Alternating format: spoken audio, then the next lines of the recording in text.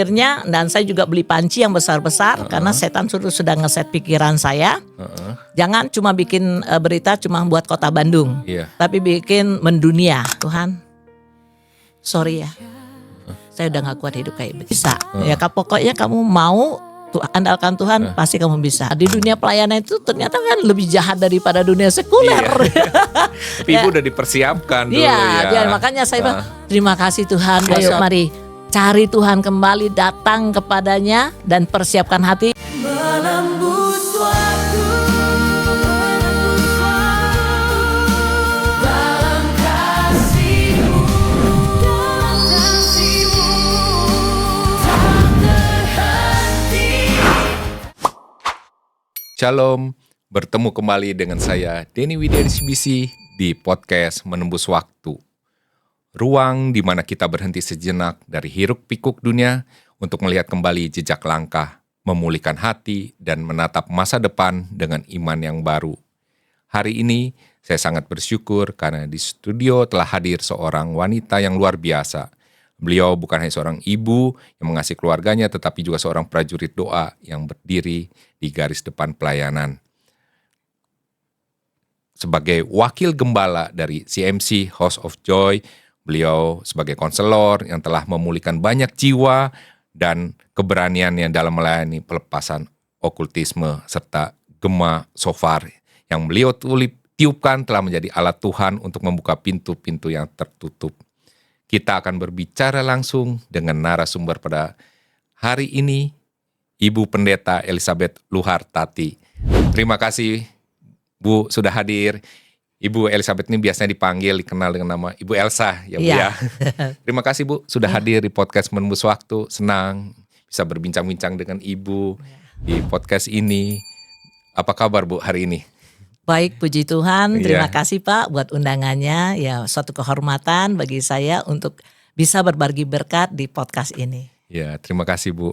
Nah Bu, bisakah Ibu ceritakan Bu tentang masa kecil Ibu, latar belakang keluarga Ibu, supaya para penonton bisa mengenal Ibu lebih dalam lagi, Bu? Saya kelahiran dari Pekanbaru, Riau, dan saya tumbuh kembang di Pekanbaru sampai saya dengan SMA. Nah, pada waktu itu mama saya pernah cerita, semasa kandungan mama saya besar, ya, mama pernah jatuh dari sepeda, ya. Jadi mama ada satu ketakutan, waduh, ini anak bakal lewat, gitu ya. Karena jatuhnya terhempasnya kencang. Oh, jadi waktu menghamil Ibu, mama Ibu jatuh dari sepeda. Iya. Nah, juga masa kehamilan mama saya, papa saya bisa beli sebidang tanah untuk dibangun rumah. Ya, yang biasanya ngontrak gitu ya.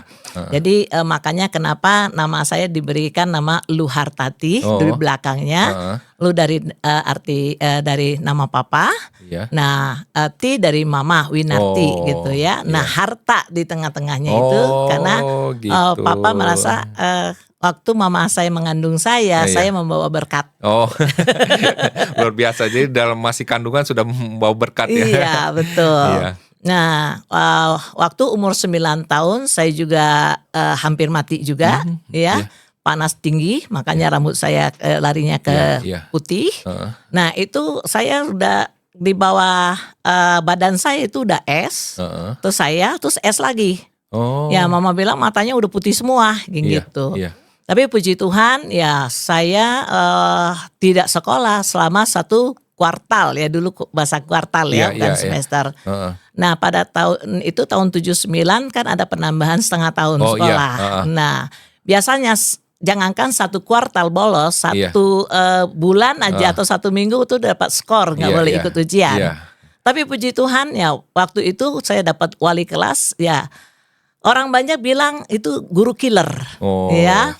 Nah, tetapi ternyata ke saya itu baik. Nah, waktu saya nggak sekolah, akhirnya waktu itu ujian naik kelas, Pak Guru datang. Kamu minggu depan ikut ujian naik kelas. Terus saya bilang, Pak, saya kan 1 kuartal nggak sekolah. Nggak apa-apa, ikut aja, Bapak tanggung jawab. Ya, puji Tuhan kalau kamu bisa naik kelas. Kalau nggak naik kelas juga nggak apa-apa. Yang penting kamu ikut. Jadi saya sudah menyatakan bahwa sebelum kita melekat dengan Tuhan, kasih karunia Tuhan itu sudah ada lebih dulu gitu ya. Iya. Nah, terus puji Tuhan, saya naik kelas akhirnya. Wah, luar biasa. Iya, dan banyak hal ya, dan sampai juga waktu itu saya les bahasa Inggris ya, harusnya boleh kelas 6, tapi waktu itu saya kelas 3, saya ikut, akhirnya bisa. Dan akhirnya tempat itu juga menerima anak kecil gitu. Jadi yang kalau saya perhatikan dimanapun saya ada, blessing Tuhan diturunkan juga untuk tempat itu gitu. Iya, luar biasa ya. Iya, pas waktu saya SMA, nah ceritanya kakak saya yang diajak kursus sama teman kuliahnya. Nah, kalau kakak saya kan orangnya rada penakut tuh. Akhirnya mundur dia. Nah, akhirnya tuh saya bilang sama teman kakak saya, kalau saya boleh ikut nggak?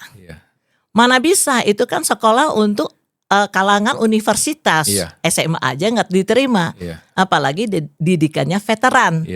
Terus dia bilang, saya pasti bisa, saya bilangin gitu. Dan akhirnya ya saya ikut tes karena itu dites, akhirnya saya juga diterima untuk kalangan universitas. Nah, waktu SMP, nah saya sudah masuk kelas advance, dan saya ditunjuk salah satu menjadi untuk wawancara yang mau masuk kursus tersebut gitu dengan bahasa Inggris gitu ya. Dan ya makanya saya bisa bilang kasih karunia Tuhan itu luar biasa, sampai saya papa saya selalu mengingatkan ya, yang pasti tetap rendah hati. Nah, di saat rendah hati Tuhan pasti bekerja. Ya, itu didikan papa saya. Dan pada saat saya sudah tamat SMA, saya datang ke Bandung. Ya, saya kuliah. Nah, di situ di situ juga, dan puji Tuhannya setiap ada kontes ya, saya selalu diikut sertakan ya, padahal yang yang harus ikut itu dimulai di semester 6. Ya. Cuma saya satu-satunya anak bawang. Ya, dan puji Tuhan ya sekurang-kurangnya bisalah mendapat juara 2 atau juara 3 mewakili kuliah. Nah, setelah itu saya bertemu dengan suami saya. Ya, saya perbedaan usia dengan suami itu 13 tahun. Ya. Suami lebih tua 13 suami tahun. Lebih tua 13 tahun gitu ya. Nah, dulu itu saya berpikir gitu ya, saya berpikir usia yang lebih tinggi di atas kita itu lebih dewasa gitu ya, tapi ternyatanya juga enggak gitu ya. Nah, terus akhirnya pada saat sudah berumah tangga ya adem-ademnya rumah tangga itu kurang lebih 2-3 tahun lah ya. Nah, karena selanjutnya suami lebih banyak berpihak kepada keluarganya. Nah, dulu saya berpikir ya saya ngelesin anak-anak les bahasa Inggris di garasi rumah aja. Nah, terus saya juga bikin kue. Ya, setiap hari saya bikin 15 macam. Ya, sendiri, nggak ada pembantu. Ya, kalau hari Sabtu Minggu saya terima dandanan. Nah, kadang-kadang kalau saya punya pickup ya saya juga jadi kuli gitu ya. Banyak talentanya Ibu nih. Ya karena ya gimana awalnya saya berpikir apa yang saya dapatkan itu untuk mencukupkan ya. Nah, jadi gaji suami itu buat disimpan, mana tahu saya punya cita-cita kalau sekiranya anak saya pengen sekolah ke luar negeri yang gimana sekurang-kurangnya sudah punya tabungan gitu ya. Tetapi ternyata di luar dugaan saya gitu ya. Suami cuma berfokus kepada keluarganya. Jadi akhirnya ya setiap kita minta uang belanja selalu gampang ngomong nggak punya uang. Ya, dan akhirnya saya merasa tidak ada keadilan, belum lagi dengan kasarnya perlakuan suami saya, baik itu dengan perkataan ataupun tindakan gitu ya. Dan pernah sekali waktu anak saya masih baby yang bungsu ya. Nah, itu kepala saya sempat dijedorin gitu di dashboard sama pintu. KDRT ya. KDRT lah. Nah, saya nggak bisa ngelawan karena saya pegang baby. Nah, anak saya di belakang yang nomor 2 udah jerit-jerit gitu, jangan ya. Tetapi dia tetap jalanin gitu ya. Nah, tapi puji Tuhan ya akhirnya berhenti juga ya.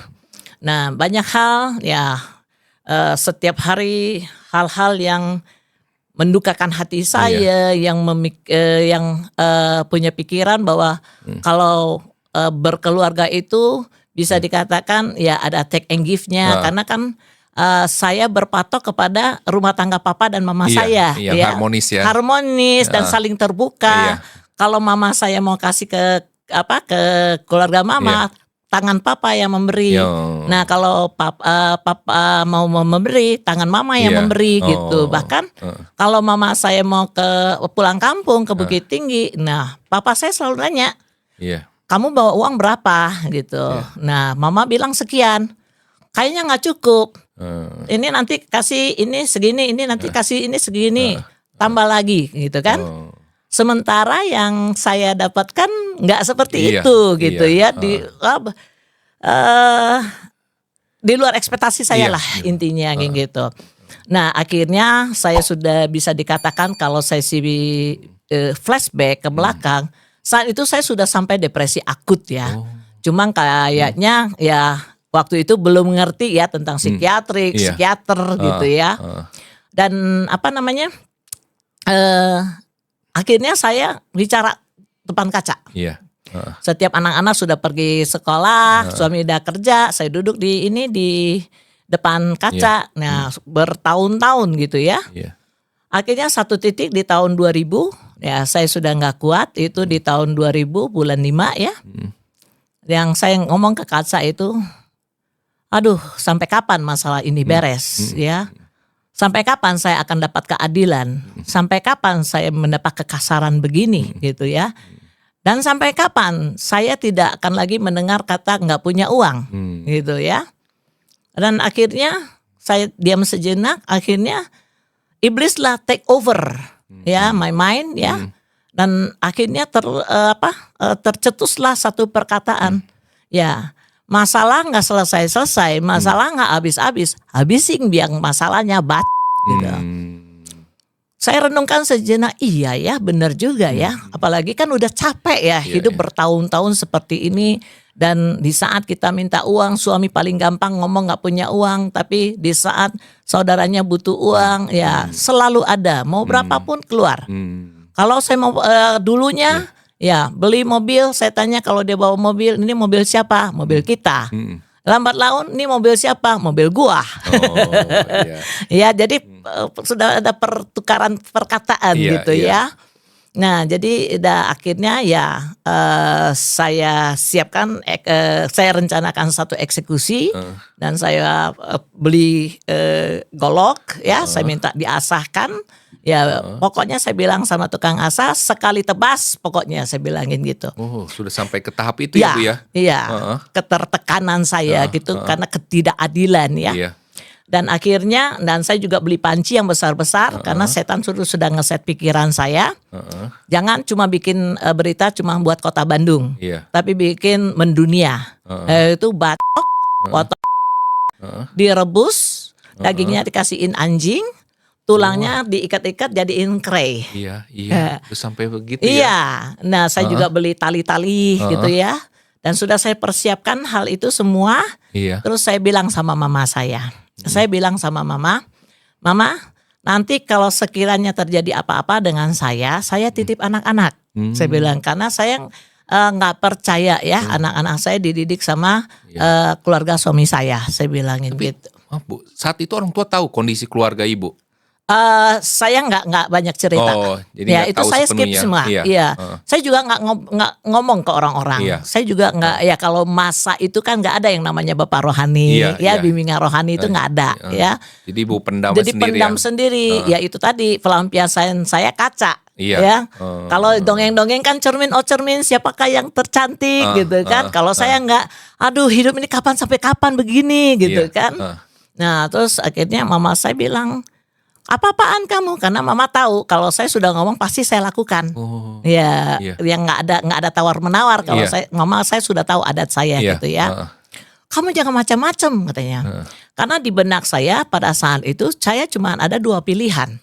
Ya, setelah saya eksekusi suami saya, ya saya lakukan semua yang seperti tadi yang saya sebutkan. Ya, saya lari, kabur. Ya, dengan hasilnya saya jadi buron. Iya. Ya. Nah, atau setelah saya lakukan semuanya itu, ya saya bunuh. I have no choice. Iya. Ya. Dua opsi itu yang Ibu Dua pikirkan. opsi, ya itu. Kenapa?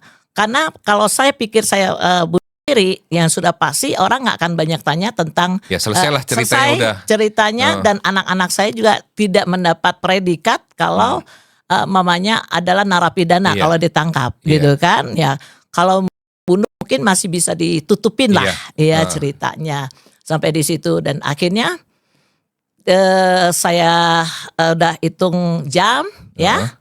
Dan kan suami saya ngorok ya, jadi kita tahu kalau nyenyak udah nyenyak. Jadi rencana Ibu yang eksekusi Ibu tuh? Iya, saya sendiri yang akan eksekusi. Kan saya udah minta goloknya di asah ya. Asah, tajam pokoknya sekali selesai. Dan saya lihat suami saya sudah terlelap. Nah, ini golok sudah di tangan. Ya. Saya pandang wajah suami saya baik-baik ya. Saya cuma bilang ya, aduh, saya bilangnya gitu. Saya nggak habis pikir, saya bilang. Ya, akhirnya ya saya bilang sama Tuhan, ya padahal sudah bertahun-tahun saya nggak Tuhan-Tuhanan, sudah bertahun-tahun saya ninggalin gereja dan sudah bertahun-tahun saya tidak menyebut nama Tuhan.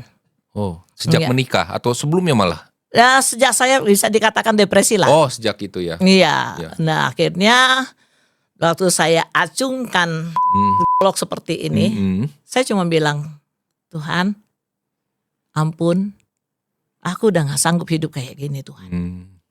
Ampun Tuhan, nggak sanggup lagi Tuhan. Ya, sampai 3 kali saya ngomong. Tuhan, sorry ya, saya udah nggak kuat hidup kayak begini. Ya, akhirnya pas waktu saya begini, tangan saya tidak bisa bergerak. Oh, begini, ada kurang lebih 5 menitan. Tapi entah kenapa saat itu ya saya tuh nggak tahu itu apakah Roh Kudus, apakah Tuhan, nggak ngerti kan karena cuma tangan Ibu kaku aja gitu. Kaku begini, nggak bisa bergerak. Dan akhirnya saya bilang, aduh Tuhan, tolong ya. Saya bilang Tuhan tolong, ini lemes. Lemes bukan hanya tangan tapi sekujur tubuh lemes. Akhirnya entah kenapa ya bisa dikatakan itulah tuntunan Roh Kudus ya. Jadi rencana itu nggak terjadi tuh ya? Nggak terjadi, baru cuma sampai begini. Ya, mungkin ya pada saat itu ya, kalau manusia daging mungkin salah ngomong gitu. Harusnya jangan nyebut Tuhan gitu ya. Kalau nggak nyebut Tuhan mungkin udah eksekusi. Ya, dan mungkin saya nggak akan seperti ini. Ya kan, tetapi puji Tuhan saat itu saya diingatkan Tuhan gitu.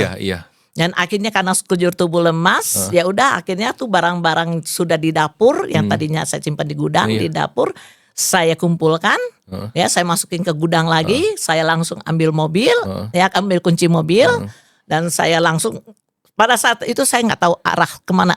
Soalnya suami masih tidur tuh ya? Iya masih tidur.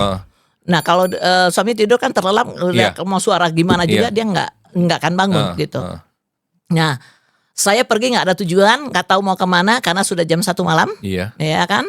Terus tapi akhirnya puji Tuhan, Tuhan menggiring saya ke teman saya yang orang tekun ibadah, orang baik, ya. Dan akhirnya saya ke sana, saya tidak memikirkan kalau dia itu besok harus ngantor, ya. Dan akhirnya saya gedor rumahnya, saya bilang, Ci please. Tolong saya bilang, kenapa baru saya cerita, itulah dia orang pertama yang mendengar cerita saya.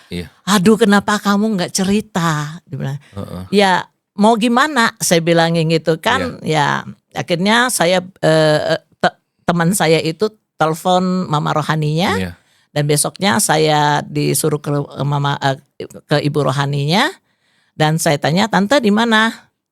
Ternyata hamba Tuhan almarhum dekat dengan rumah saya. Pada saat itu saya sempat ngedumel juga ya. Saya harus jemput si tante ke Hollis ya. Kalau tahu gitu ya. Hollis kan tahu. Udahlah datang aja lah di sana gitu kan. Saya akan langsung tapi ya itulah Tuhan ya. Mungkin ya Tuhan menunjukkan kasih setianya ya. Mungkin sekalipun jalannya berkelok ya kan seperti umat Israel ya. Bukannya Tuhan janji yang 40 hari jadi diputar-putar dulu ya. Ya, jadi itu merupakan satu kenangan manis saya gitu jadinya ya. Dan akhirnya puji Tuhan, saya ceritakan panjang lebar, hamba Tuhannya apa? Ya, saya ceritakan panjang lebar, terus hamba Tuhannya cuman ngomong, "Ibu mau nggak ngampunin?" Ya. Jadi saya cuma bilang kayak bego-begonya banget gitu. Mau Pak, tapi aku nggak ngerti harus bagaimana. Ibu mau, walaupun kan ibu udah merasa sakit hati banget tuh. Iya. Tapi nggak tahu, makanya saya bisa bilang soal pengampunan, soal bego-bego aja kita sama Tuhan. Iya. Pada saat itu nggak tahu. Setelah itu cuman ibu mau nggak ngampunin sama orang-orang yang mengecewakan ibu, terutama suami ibu. Saya cuma bilang mau Pak, tapi aku nggak ngerti caranya. Ya, kalau kebanyakan yang saya konseling kan, wah Bu enak bener, sakitnya itu luar biasa, ibu sih nggak ngerasain. Ya, saya bilang, pengampunan bukan untuk bagaimana kita negosiasi. Ya, pengampunan itu kita bego-begoan aja sama Tuhan. Persoalannya mau apa enggak? Mau dipulihkan apa enggak? Mau menang apa enggak? Mau bebas apa enggak? Ya, jadi makanya hal itu juga saya tantang kepada setiap orang yang datang kepada saya. Nah, akhirnya puji Tuhan, yuk kita berdoa Bu. Nah, doakan, puji Tuhan. Ya, saya jatuh bangun dalam pengampunan ini kurang lebih 2 bulanan. Ya, bukan nggak ada jatuh bangunnya, ada jatuh bangunnya gitu.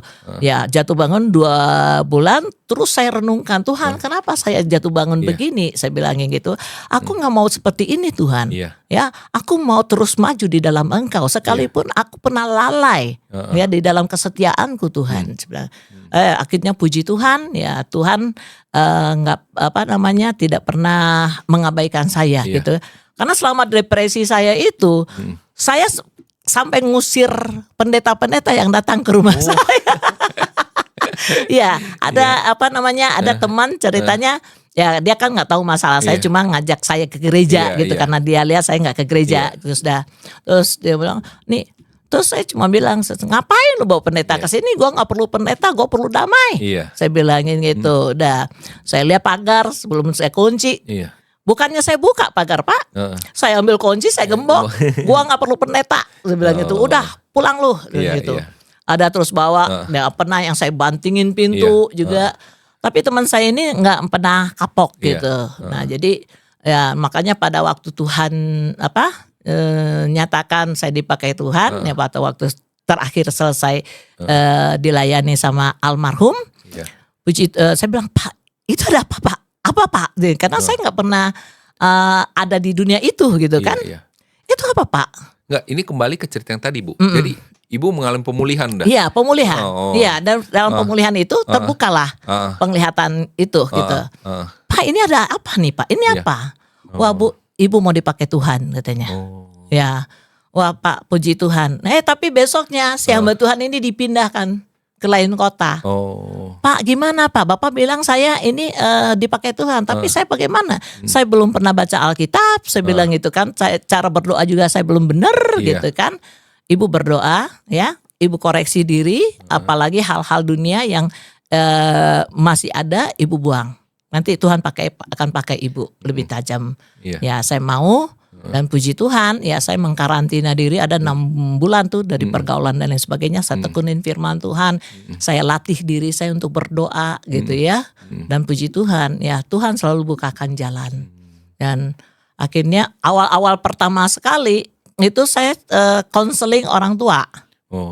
Ya, nah terus gitu ada orang tua dan saya lakukan dengan tekun. Jadi setelah 6 bulan ini ya Bu setelah 6 bulan Ibu berdiam diri untuk merenungkan firman Tuhan, Ibu mulai masuk ke pelayanan, konseling awalnya. Itu juga sebetulnya bukan saya mau, ini teman yang tengah malam saya gedor.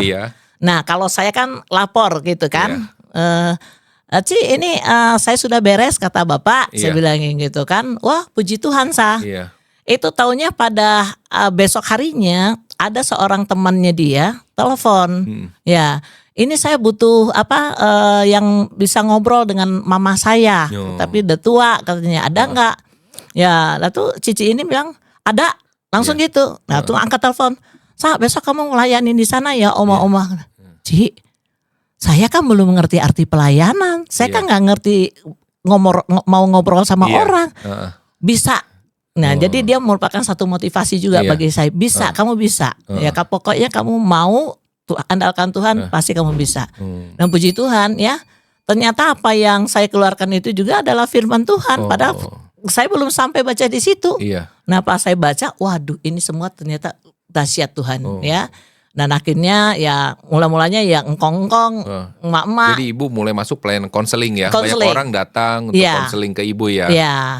Nah terus saya cuma bilang, Tuhan nggak ada lagi pelayanan yang lain. Kenapa Bu? Nah ya ibu, masa sih cuman yang tua-tua, nenek-nenek, kakek-kakek aja gitu kan. Terus akhirnya puji Tuhan dijawab sama Tuhan. Ya 1 bulan kemudian dikirimlah Pak Sutri. Ya. Tapi Pak Sutrinya yang brang-breng-brong. Waduh pas konseling itu ribut. Waduh ini gue banget gitu kan ya. Nah jadi tapi di dalam konseling-konseling yang ada, di samping saya mengeluarkan perkataan ya, telinga saya juga mendengar ya, yang bagian mana yang belum saya lakukan. Yang bagian mana yang saya lakukan dan itu saya kejar. Karena saya nggak mau jadi batu sandungan. Nah pernah terjadi nah ini yang sudah yang sudah surat cerai. Nah satu siang saya digerakin datang ke rumah kakak ipar saya. Ya, saya bilang ngapain sih? Saya bilangnya ya, terus ya udahlah, saya cuma mau nurut aja gitu kan. Saya sedang enak goler-goler. Ya Tuhan gerakan saya ke sana. Nah ya udah saya datang. Ngapain El? Kata ipar saya. Nggak tahu juga saya mau ngapain di sini? Saya bilang. Ternyata ada tetangganya sedang datang main bawa seorang ibu muda, anaknya baru umur 1,5 tahun. Pada saat lihat anak ini, hati saya sedih. Terus saya tanya sama teman saya, teman Sinso yang tetangga ini, ini gua ngeliat nih anak ada satu kesedihan. Ya kenapa? Saya bilang gitu. Cerai katanya. Oh, anak masih segini cerai? Saya bilang. Oh, ya udah dibilang cerai begitu. Saya ngomong ke mamanya, Dek, bapaknya kemana? Diam, lotot ke saya. Ya bapaknya kemana? Saya bilang. Oh udah cerai Bu. Kenapa? Ya dipaksa sama mamahnya katanya. Oh anak sekecil ini maksa diceraiin saya bilang. Sekarang ini saya bilang, kalau sekiranya Tuhan bawa suami kamu pulang, kamu masih mau terima gak? Gak mungkin, kita sudah cerai pengadilan. Saya kan gak bilang adik yang nyamperin suami minta suami pulang. Tuhan yang bawa pulang, mau gak terima lagi? Saya bilang, udahlah Ci, gak usah ngomong masalah inilah, gak usah ngomong masalah suami balikan. Saya bilang, saya gak anti dengan pendeta, ya. Saya juga karena saya Katolik katanya gitu. Ya, saya juga sudah konseling dengan Romo, saya juga sudah konseling dengan beberapa pendeta. Ujung-ujungnya saya salah. Saya bilang, Dek, saya kan tadi tidak ngomong kalau kamu salah. Saya cuma bilang kalau sekiranya suami kamu dibawa pulang, berarti bukan kamu yang kontak suami kamu, suamimu yang kontak kamu, suami kamu yang cari kamu. Mau nggak terima dia apa adanya? Terus, oh gitu Ci. Ya, kalau mau saya doakan sekarang, kalau nggak mau saya pulang sekarang. Saya bilang kayak gitu. Oh ya boleh katanya. Bersedia menerima segala kekurangan suami kamu? Mau. Oke, kita doa. Puji Tuhan dalam waktu 2 bulan dia telepon saya, Ci, puji Tuhan suami udah balik, cuma belum bisa beli rumah. Enggak apa-apa, kamu kos dulu aja. Berkat mah pasti ada. Saya bilang gitu. Nah disitulah mulai saya bergairah di dalam Tuhan, melayani Tuhan. Nah terus setelah itu ya kamu tetap bersyukur ya, Tuhan pasti ya cukupkan kamu, Tuhan pasti nanti suatu saat waktunya Tuhan kamu punya rumah sendiri. Tetap bersyukur ya. Taruh telepon, kalau dulu kan masih telepon rumah ya. Setelah itu saya ngomong sama Tuhan, protes sama Tuhan ceritanya. Tuhan ini 2 bulan loh suaminya dibawa pulang sama Tuhan. Saya bilang, kalau ini suamiku kapan elingnya Tuhan? Iya. Oh. Nah, Jadi pada saat itu suami ibu masih dalam pergumulan saya. Saya tapi terus saya bawa dalam doa Iya. gitu kan. Nah, terus Tuhan cuma ingatkan tadi perkataan yang terakhir ya, apa kamu ucapkan? Ya, tetap bersyukur. Kamu udah bersyukur? Oh iya. Ya, nah sejak itu saya belajar untuk menerima suami saya dengan sepenuh hati, dengan segala kekurangannya, dengan segala kebobrokannya. Iya. Dan di saat itu saya rasakan berarti kalau begitu saya belum berdamai dengan diri saya yang secara full, gitu kan. Saya berdamai dengan Tuhan sudah, tapi saya belum berdamai dengan hidup saya. Dan akhirnya saya putuskan, oke Tuhan, saya lepaskan semua hak saya jadi pada saat ini, dan saya betul-betul mau berkemenangan di dalam Tuhan, dan saya percaya suatu saat nanti waktumu Tuhan, suamiku pasti mencarimu, dan kerinduanku bagaimana aku dan beserta keturunanku untuk melayani Tuhan. Dan puji Tuhan, singkat cerita di tahun 2017. Berapa lama tahun tuh Bu di proses itu? Berarti kurang lebih 18 tahun. 18 tahun ya. Wah, ibaratnya ada juga, Bu kan kalau pelayanan kan harus dengan suami istri gitu kan, kalau gini pincang. Ya udah deh gini, kalau kamu mau saya layani dengan suami, nanti kalau suami saya sudah bertobat saya akan telepon kamu gitu. Nah, jadi puji Tuhan dalam 18 tahun pergumulan saya, ya tahun 2017 suami saya cari Tuhan, mulanya sembunyi-sembunyi. Dan di bulan Desember tahun 18 suami saya memberi diri dibaptis. Iya, luar biasa ya. Iya. Nah Bu, tuh kemudian cerita ibu menjadi seorang wakil gembala, bagaimana tuh Bu perjalanan kehidupan ibu tuh? Oke. Nah, di sepanjang perjalanan saya awal-awalnya single fighter ya. Saya juga misi ke pelosok-pelosok, ke Papua, ke Kalimantan, ke Medan ya. Itu saya awal-awalnya jalan sendiri ya. Nah, karena kan puji Tuhan medannya memang medan-medannya banyak okultisme gitu kan. Dan akhirnya pada waktu di tahun berapa ya? Saya lupa, suami saya sakit ya, suami saya sakit. Jadi saya resign dari pelayanan, saya menarik diri. Jadwal-jadwal yang sudah ada saya cancel ya untuk fokus di rumah. Dan puji Tuhan setelah suami saya sudah mulai bisa ditinggal, tetapi saya belum bergerak keluar lagi. Cuman saya membangun pasukan doa di Bandung.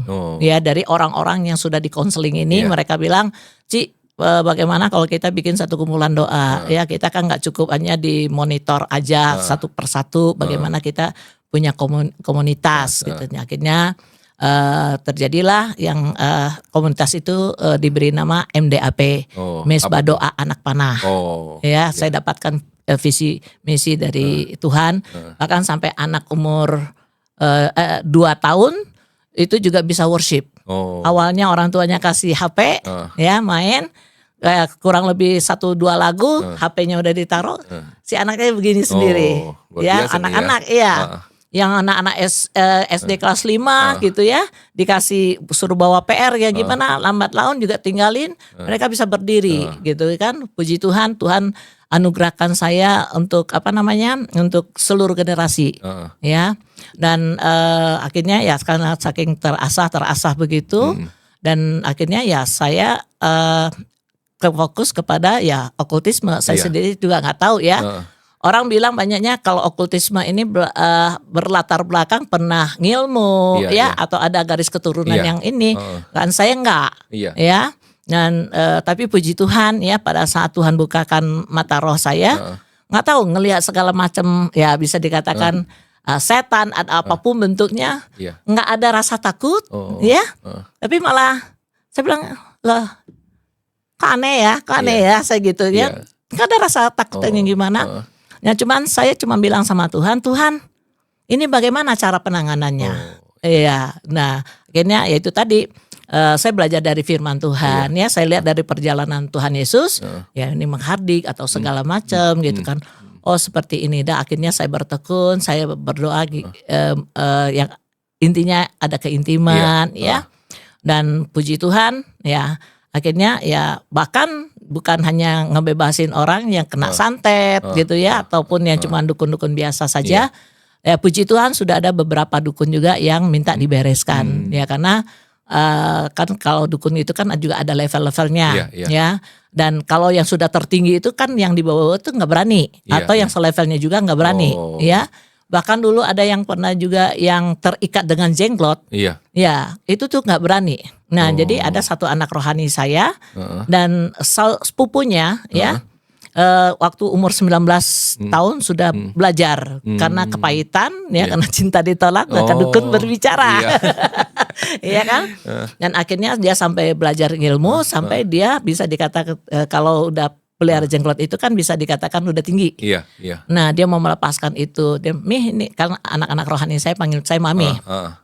"Mi ini gimana? Ada sepupu saya yang mau lepaskan, dia sudah cari orang-orang pinter yang levelnya lebih tinggi dari dia, nggak berani." Saya bilang udah bawa ke rumah, saya bilangnya gitu.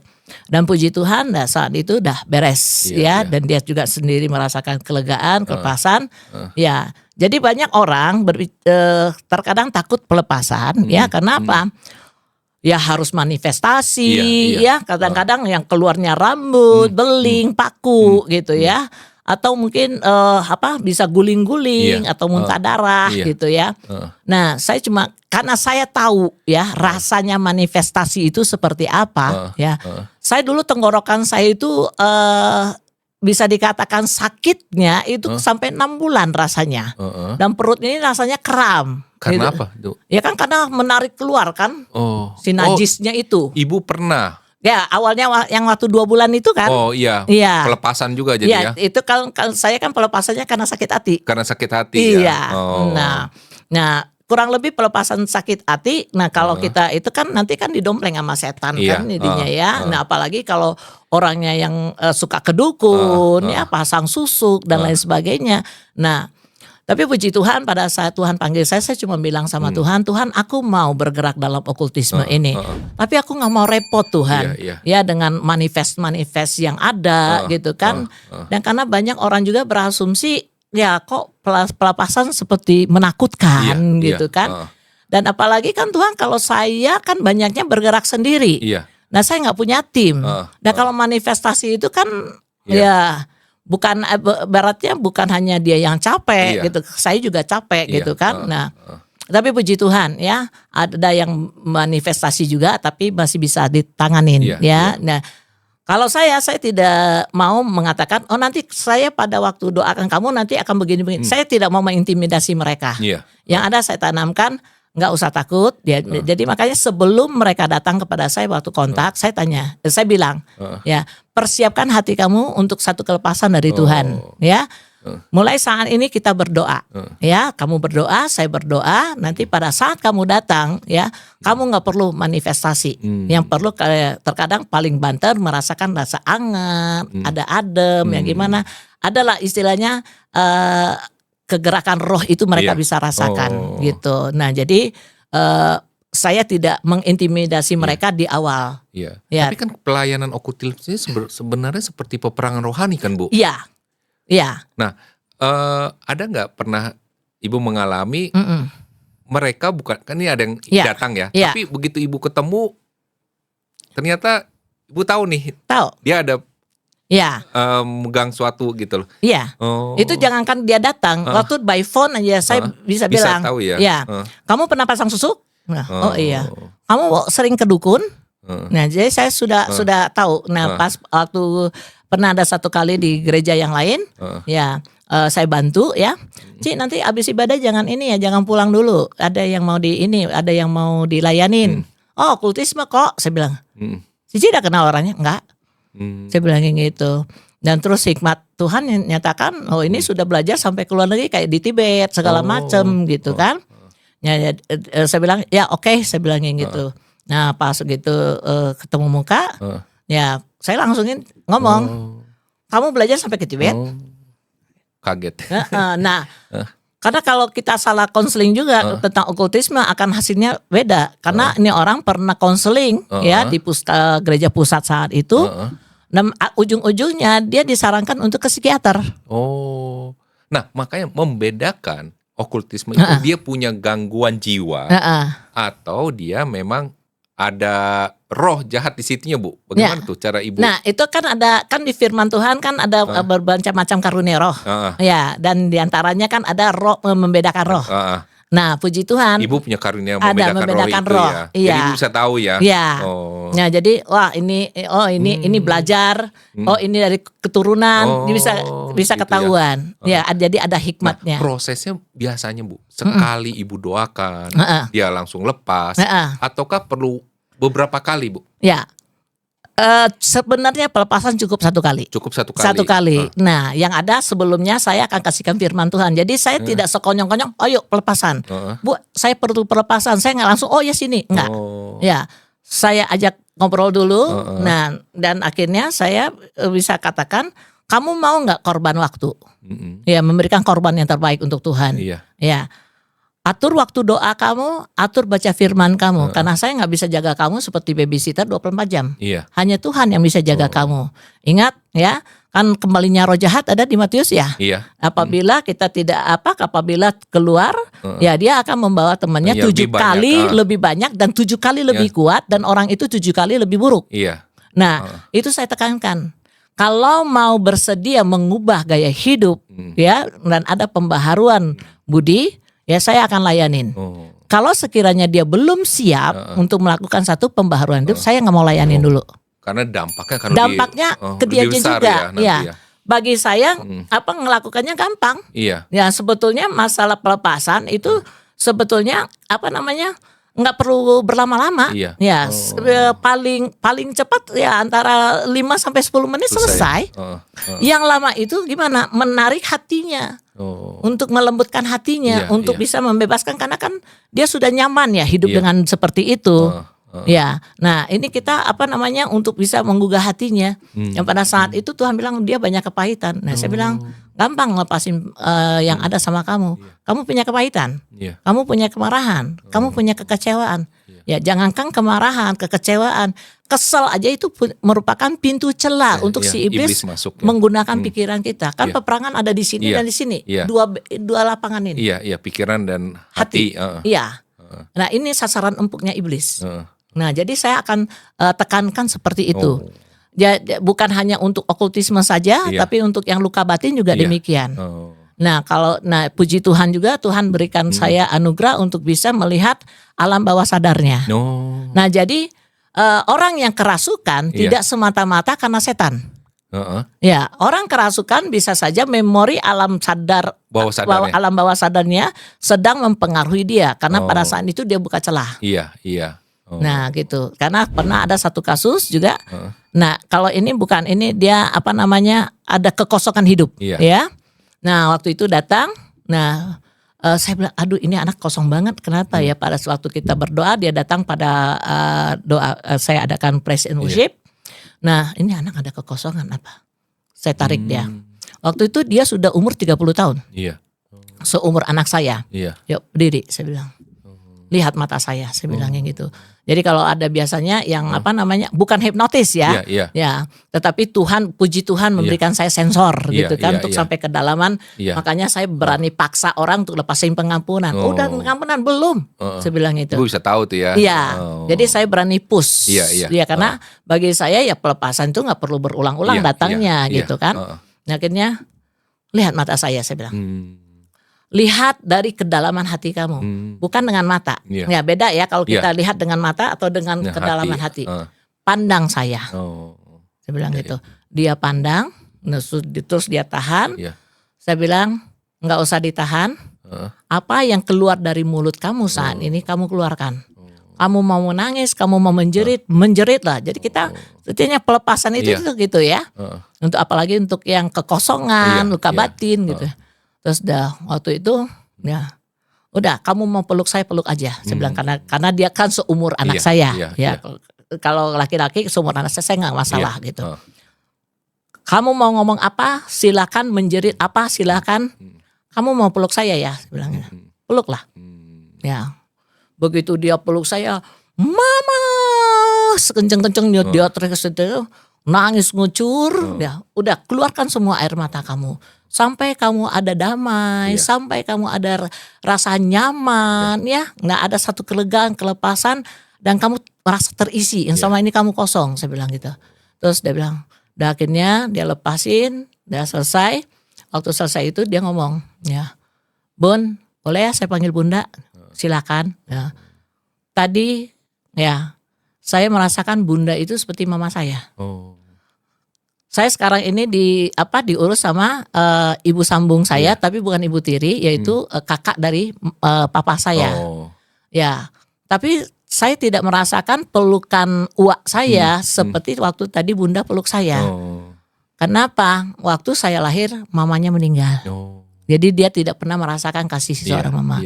Nah itu kan berarti itu kan dari alam bawah sadarnya kekosongannya. Jadi banyak hal puji Tuhan gitu ya. Saya sangat-sangat bersyukur. Ya dulu saya bisa bilang, aduh kehidupan saya dan rumah tangga saya gini, aduh kacau gitu kan ya. Terus akhirnya saya bisa bersyukur ya dengan suami yang Tuhan percayakan demikian. Ya ibaratnya saya juga bisa tahan banting di dalam pelayanan ya, dan Tuhan banyakkan hal banyak ya, karena ya ternyata itu. Ya di dunia pelayanan itu ternyata kan lebih jahat daripada dunia sekuler.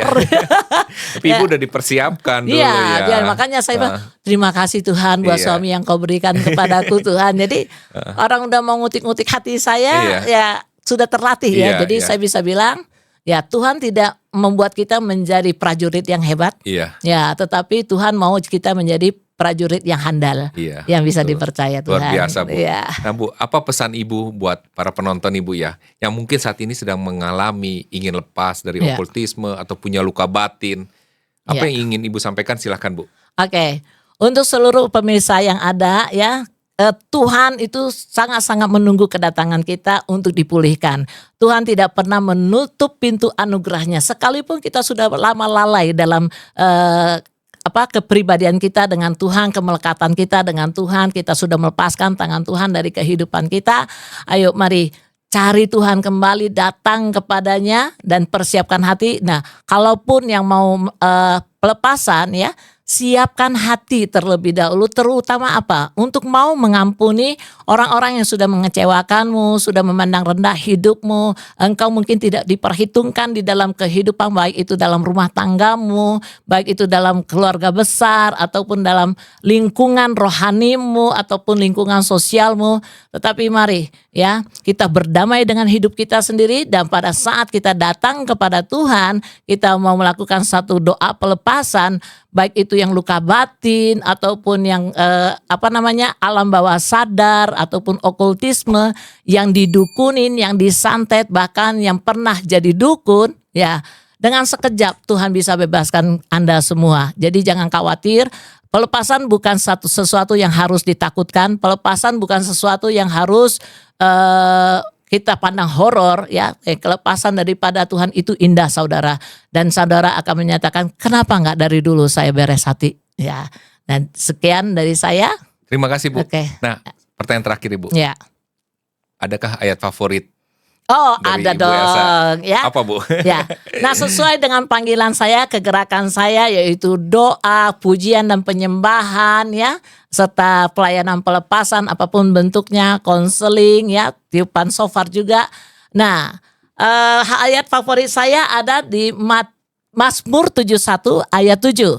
Bagi banyak orang aku seperti tanda ajaib, karena engkaulah tempat perlindunganku yang kuat. Jadi saudara, yuk mari kita sama-sama harus menjadi tanda ajaib bagi banyak orang, karena kita dipanggil untuk bersaksi dan menikmati kasih karunia Tuhan. Tuhan Yesus memberkati kita semua. Terima kasih Bu Elsa sudah menyampaikan kesaksian yang luar biasa ya.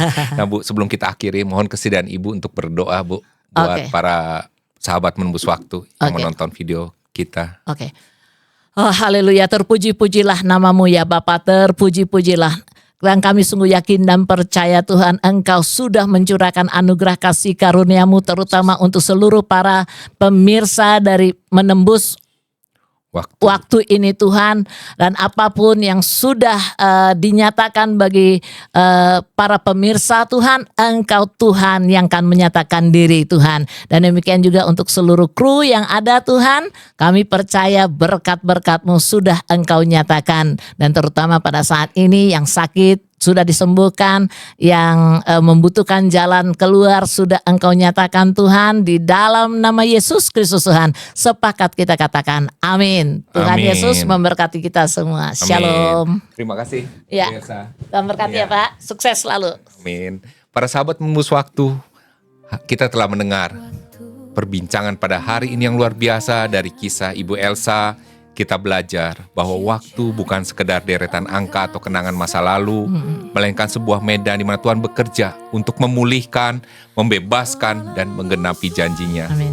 Terima kasih sekali lagi Bu Elsa. Sama-sama Pak. Sudah hadir di podcast Menembus Waktu. Dan para sahabat Menembus Waktu, saya Denny Widya CBC pamit undur diri. Sampai bertemu di episode berikutnya. Tuhan Yesus memberkati. Shalom. Halo para sahabat Menembus Waktu dan para penonton dimanapun berada. Di sini ada satu contoh bunga dari Love and Lily. Apabila kalian suka atau kalian ingin memiliki atau mengirim karangan bunga kepada siapapun, kepada perusahaan-perusahaan atau siapapun itu yang baru membuka kantor atau siapapun, kami dari Love and Lily menyediakan. Silakan hubungi nomor di bawah ini dan juga bisa pesan di online shop di Tokped dan Shopee. Di outletnya ada di Garing Serpong dan di Cengkareng. Ya silakan lihat di bawah ini. Bye-bye.